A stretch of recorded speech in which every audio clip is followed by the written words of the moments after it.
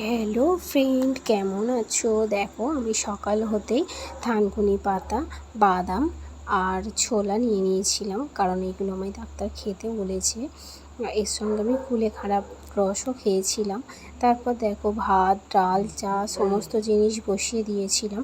তারপর দেখো, সমস্ত জিনিস খাওয়ার পর আমি কিন্তু চা খেয়ে নিয়েছি। নেওয়ার পর ফটাফট রান্না বসিয়ে দিলাম। একটার পর একটা রান্না হয়েই যাচ্ছিল। এটা আমি পুঁই শাক দিয়ে, মাছের ডিম, মাছ দিয়ে, কুমড়ো দিয়ে তরকারি করব। দেখো, রান্না করার পর আমার কিন্তু স্নান করা হয়ে গেছিলো। স্নান করে উঠেই আমি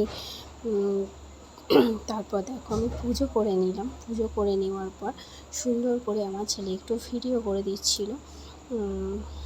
ভিডিও করে দিল। তারপর আমার পুজো শেষ হয়ে গেছে। দেখো, তারপর আমি বাবা মা সবাইকে ভালো সুন্দর করে সাজিয়ে দিলাম ফুল দিয়ে। দেওয়ার পর দেখো, ওর তো প্রচণ্ড জোর খিদে পেয়ে গেছে। তারপর ও খেতে বসে গেছে।